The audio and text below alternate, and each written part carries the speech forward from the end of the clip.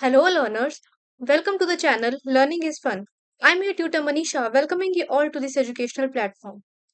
CTET 2025 की series में हमने मैथमेटिक्स के बहुत सारे टॉपिक्स कवर करे जैसे fraction, division, LCM and HCF, mean, median, mode and range और भी बहुत कुछ।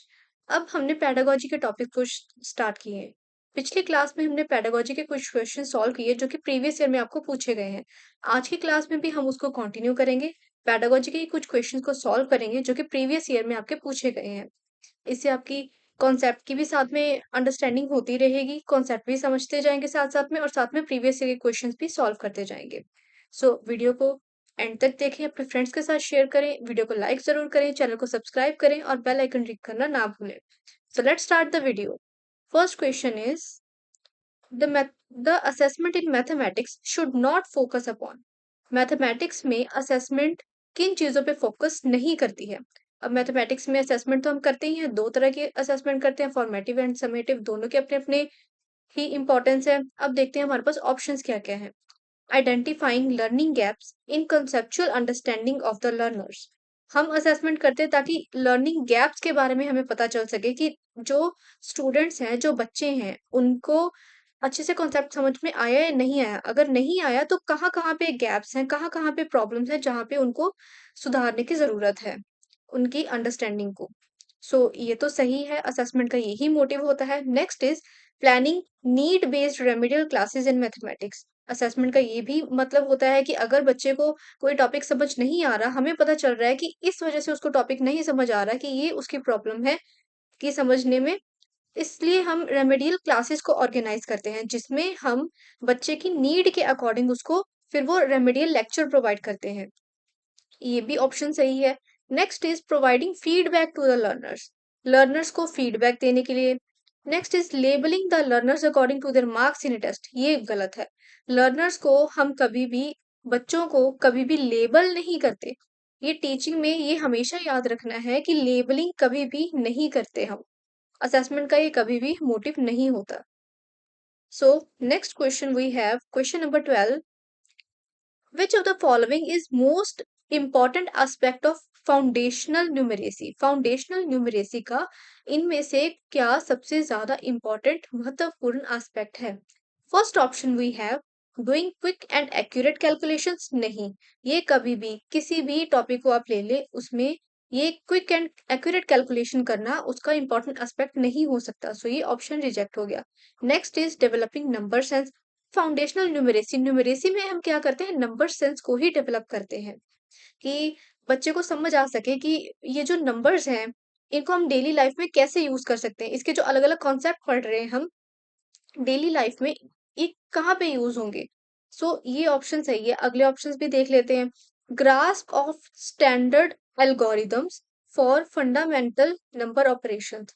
कि जो स्टैंडर्ड एल्गोरिदम्स हैं उनको समझना, उनको अच्छे से अंडरस्टैंड करना, कि फंडामेंटल नंबर ऑपरेशंस के लिए जो स्टैंडर्ड एल्गोरिथम्स है उनको समझना। नहीं, एल्गोरिथम्स को समझना भी फाउंडेशनल न्यूमरेसी का एस्पेक्ट नहीं है। Developing the skill of counting, skill of counting तो डेवलप करना ही है, बट ये थोड़ा नैरो एस्पेक्ट आ जाता है। फाउंडेशनल न्यूमरेसी ब्रॉड कॉन्सेप्ट को कवर करता है, जिस जो कि आ जाता है डेवलपिंग नंबर सेंस, क्योंकि इसमें आ जाता है कि वो डेली लाइफ में भी कैसे उसको यूज कर सकते हैं। So option number 2 is our correct answer. So, next question is question number 13. As per National Curriculum Framework 2005, which among the following is most appropriate with primary mathematics curriculum? ये आपके paper 1 में पूछा गया question है, बहुत ही important question है, इसको ध्यान से समझेंगे कि नेशनल करिकुलम फ्रेमवर्क 2005 में ये जो ऑप्शन दिए गए हैं नीचे, इनमें से क्या प्राइमरी मैथमेटिक्स करिकुलम के लिए सबसे ज्यादा इंपॉर्टेंट है, सबसे ज्यादा अप्रोप्रिएट है, उसके अकॉर्डिंग है सबसे ज्यादा? First option is it must explicitly incorporate the progression that learners make from concrete to the abstract while acquiring concepts. कि इसका क्या मतलब हुआ कि जो लर्नर्स हैं वो कॉन्क्रीट टू अब्स्ट्रैक्ट तक जाएं कॉन्सेप्ट्स को एक्वायर करते करते। ये तो सही है कि हम प्राइमरी क्लासेस में क्या करते हैं, कॉन्क्रीट ऑब्जेक्ट्स, मतलब कि उनको हैंड ऑन एक्सपीरियंसेस देते हैं जो उनके ऐसे जिसको वो देख सकें, ऐसी ऑब्जेक्ट्स के साथ हम उनको कॉन्सेप्ट्स को एक्सप्लेन करते हैं। फिर वहाँ से ले जाते हम उनको एब्स्ट्रैक्ट वाले कॉन्सेप्ट्स जो हैं, वो अचीव करवाते हैं। सो प्राइमरी मैथमेटिक्स का ये तो सही वाला एप्रोप्रिएट वाला पॉइंट आ गया। Next is it must include mainly those topics which have application in higher classes, कि प्राइमरी मैथमेटिक्स में सिर्फ वही टॉपिक्स होने चाहिए जिनकी हायर क्लासेस में जाके एप्लीकेशन होनी है, नहीं, ये इसका अप्रोप्रिएट पॉइंट नहीं है। It should introduce algebraic notations and it's use in solving problems, कि प्राइमरी मैथमेटिक्स में करिकुलम में क्या होना चाहिए कि एल्जेब्राइक नोटेशंस उनको आनी चाहिए और उनको यूज करना आना चाहिए प्रॉब्लम सॉल्विंग में, नहीं, ये हमारा मोटिव नहीं होता प्राइमरी मैथमेटिक्स पढ़ाने का। सो ये चीज करिकुलम में हम नहीं देखते हैं।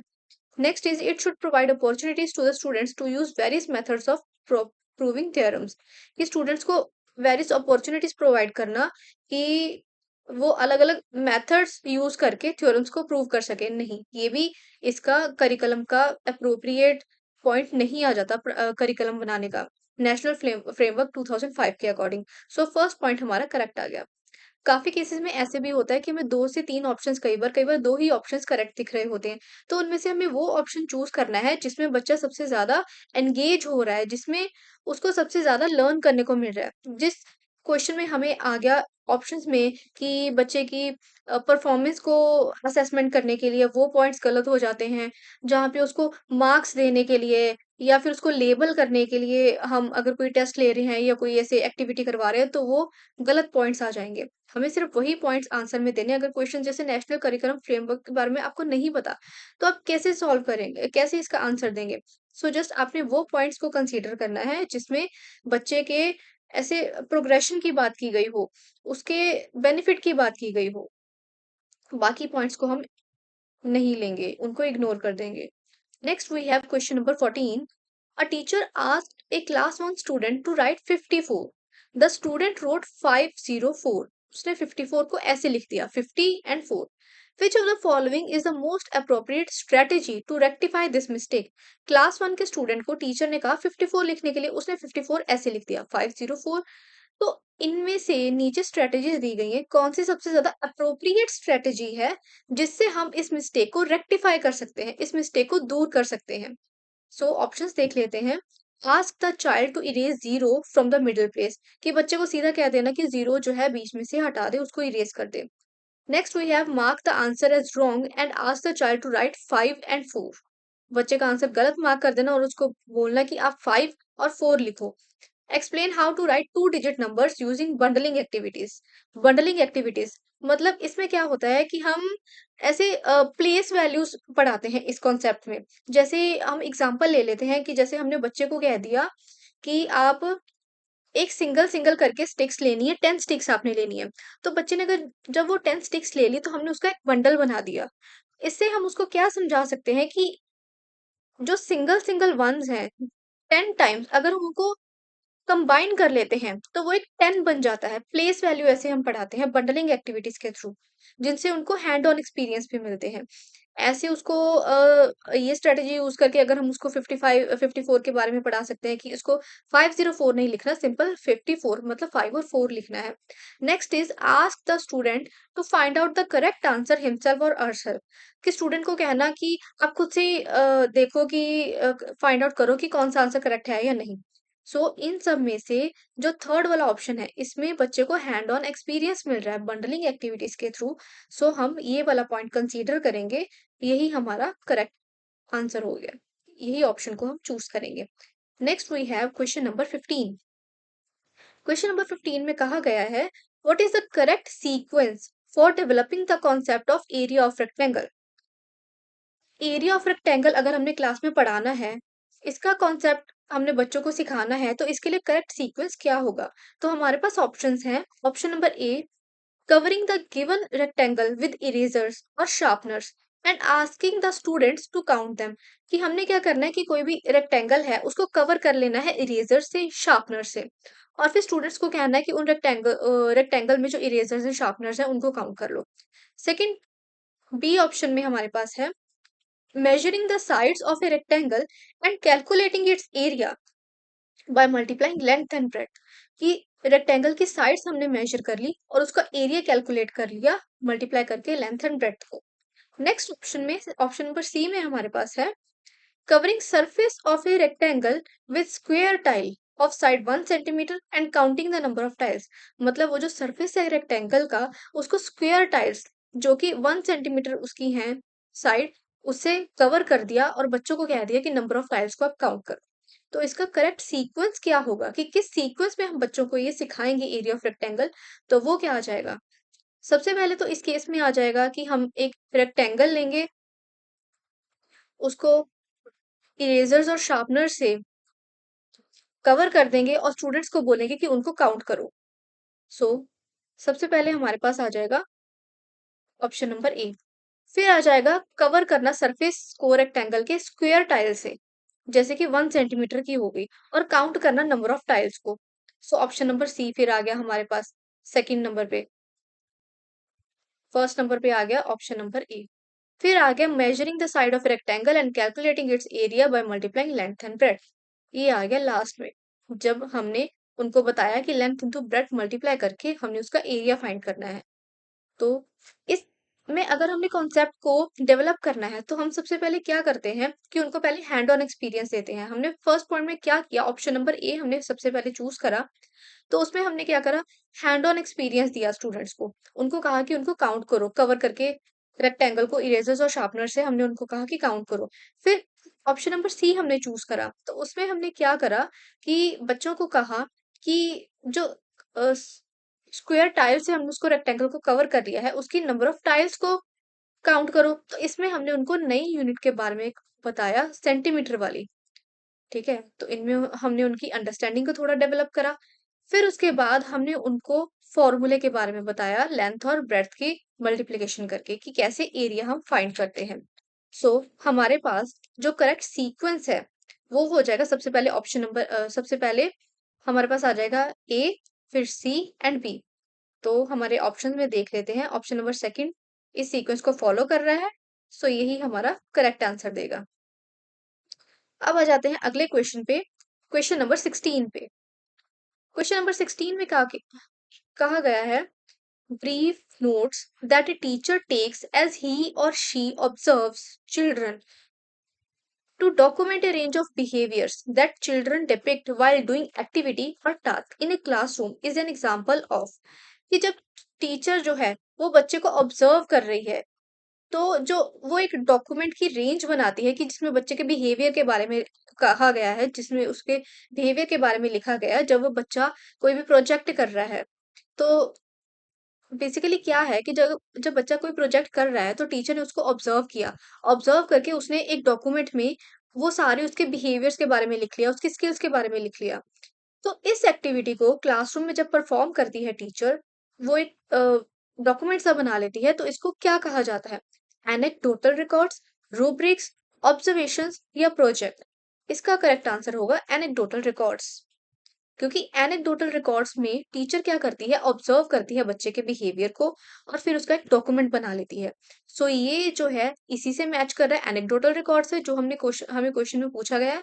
सो करेक्ट आंसर होगा एनेक्डोटल रिकॉर्ड्स। रूब्रिक्स के केस में ऐसे नहीं होता। रूब्रिक्स के केस में हम एक डॉक्यूमेंट नहीं बनाते हैं, उसमें सिंपली बच्चे को हैंड ऑन एक्सपीरियंस दिया जाता है, कोई भी ऐसे टीचर की ऑब्जर्वेशन की बात नहीं की जाती है। जबकि ऑब्जर्वेशन के केस में सिर्फ उसको बच्चे को ऑब्जर्व किया जा रहा है, उसकी स्किल का ऐसे डॉक्यूमेंट वगैरह कुछ भी नहीं बनाया जा रहा है। सो ये भी ऑप्शन रिजेक्ट हो गया। लास्ट में हमें मिल जाता है ऑप्शन नंबर 4, प्रोजेक्ट। प्रोजेक्ट में तो सिर्फ बच्चा ही एक्टिव है, टीचर की इसमें कोई बात नहीं की जाती कि टीचर कोई डॉक्यूमेंट बना रही है कुछ, सिर्फ बच्चा ही है जो वो अपने प्रोजेक्ट पे काम करता है और उसको सारा टीचर को सबमिट करता है। सो इसमें डॉक्यूमेंट नहीं बनाया जाता टीचर के द्वारा बच्चे के बिहेवियर को लेके। सो ये भी हमारा ऑप्शन रिजेक्ट हो जाएगा। हमारे पास करेक्ट आंसर आ जाएगा ऑप्शन नंबर 1, 16 का आ जाएगा first answer, anecdotal records. Question number 17 में क्या है, in teaching mathematical concepts the use of visual manipulatives help to move from. कि मैथमेटिक्स अगर हम टीच कर रहे हैं और बच्चे को विजुअल्स दिखा रहे हैं, उनको हैंड ऑन एक्सपीरियंस दे रहे हैं या कॉन्क्रीट कोई ऑब्जेक्ट दिखा रहे हैं, उनको ऐसे सामने से कुछ दिखा के फिर उसको एक्सप्लेन कर रहे हैं, जैसे बॉल्स वगैरह हो गए, या पिछली एग्जांपल में हमने रेक्टेंगल के केस में किया था। तो ऐसे टीच करना मैथमेटिक्स को, ये क्या एक्सप्लेन करता है, मतलब ये कौन-सा कॉन्सेप्ट आ जाता है? फर्स्ट ऑप्शन आ जाता है कॉम्प्लेक्स टू सिंपल कॉन्सेप्ट्स, कि हम जो कॉम्प्लिकेटेड कॉम्प्लिकेटेड ऐसे होते हैं कॉन्सेप्ट्स, उनसे हम सिंपल कॉन्सेप्ट्स की ओर ले जाते हैं। नहीं, ये इस केस में ऐसे नहीं आता। Next is concrete to abstracts concepts. ये ठीक है कि कॉन्क्रीट ऑब्जेक्ट्स हम दिखा रहे हैं, उसके थ्रू हम एब्स्ट्रैक्ट कॉन्सेप्ट्स के बारे में पढ़ा रहे हैं, कि विजुअल्स का यूज करके हम मैनिपुलेटिव्स को पढ़ा रहे हैं, एब्स्ट्रैक्ट कॉन्सेप्ट्स को हम डिराइव कर रहे हैं। ये फिर भी हमें सही लग रहा है। अगले ऑप्शंस भी देख लेते हैं। Next option is formal to informal algorithms की तरफ जाना। तो ये भी ठीक है, बट इसमें कोई भी ऐसी बात नहीं की गई कि हमने विजुअल सिखाए। कुछ फॉर्मल टीचिंग में हम वैसे भी पढ़ा सकते हैं, एब्स्ट्रैक्ट से कॉन्क्रीट पे भी जा सकते हैं। सो ये इसका करेक्ट आंसर नहीं हुआ। Next is abstract to concrete concept में जाना। नहीं, अगर हम विजुअल सिखा रहे हैं तो फिर उसमें एब्स्ट्रैक्ट कॉन्सेप्ट की तो बात ही नहीं आई। सो हमारा करेक्ट आंसर हो जाएगा concrete to abstract concept, option number 2। 17th का आंसर आ गया हमारे पास करेक्ट वाला, option number 2। Let's move on to next question. Question number 18। Question number 18 में हमारे पास है कि जो प्रॉब्लम सॉल्विंग स्ट्रेटजीज होती हैं मैथमेटिक्स में, वो उनमें क्या हम बेसिकली करते हैं? इंट्यूशन या एक्सपेरिमेंटेशन करते हैं, memorisation and procedural fluency. Memorisation तो इसका आंसर होगा ही नहीं, क्योंकि मेमोराइजेशन पे हम फोकस नहीं करते, हम अंडरस्टैंडिंग पे फोकस करते हैं आज के टाइम पे मैथमेटिक्स की टीचिंग में। Observation and experimentation.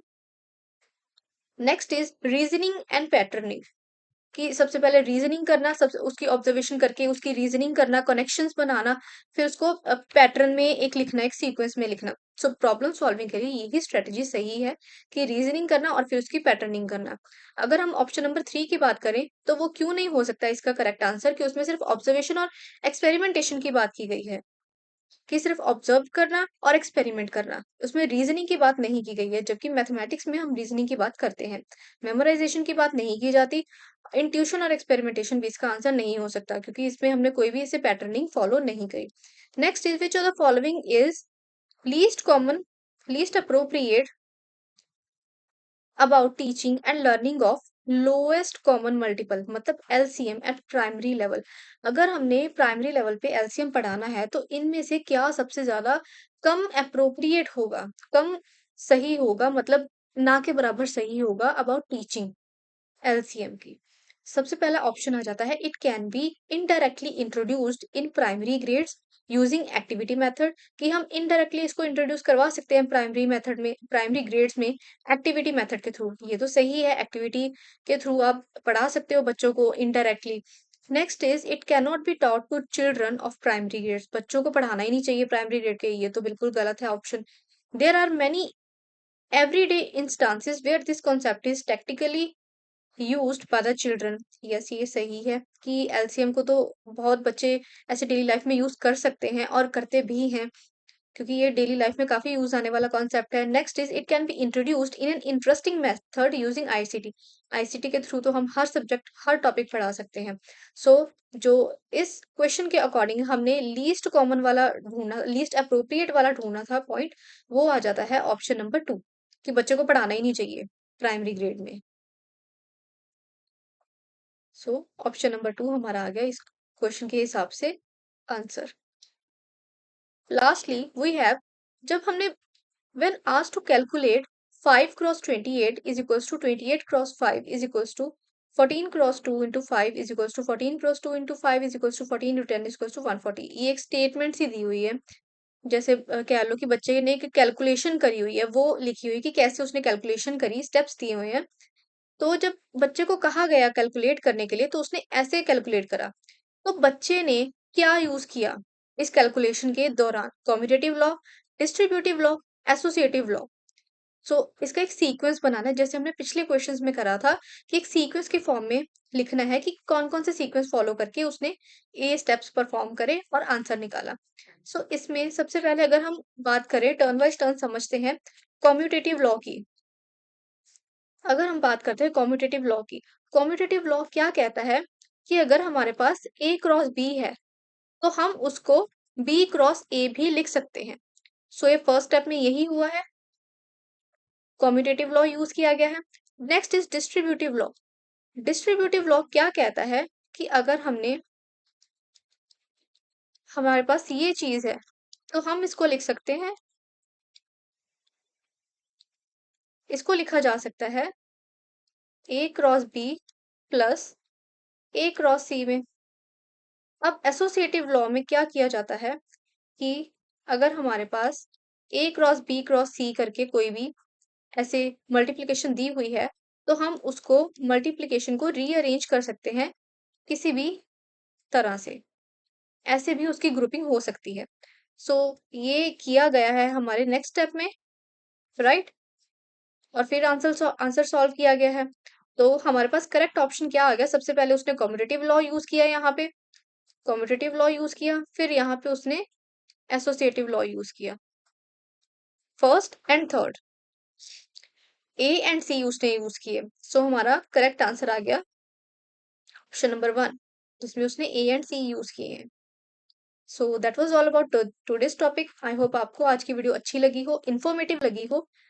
इसके रिलेटेड आपको कोई भी अगर क्वेरी हो तो आप चावला निशा @38@gmail.com पे मेल कर सकते हैं, अपनी क्वेरीज को लिख सकते हैं। टेलीग्राम चैनल भी हमारा बना हुआ है जहाँ पे आपको डेली एमसीक्यूज के फॉर्म में क्वेश्चंस मिलते रहेंगे प्रैक्टिस करने के लिए, ताकि एग्जाम पॉइंट ऑफ व्यू से आपकी अच्छी प्रैक्टिस हो जाए, आप तब तक पूरी तरह से तैयार हो जाए। और हमारी tagline, together we can, together we will. Thanks for watching.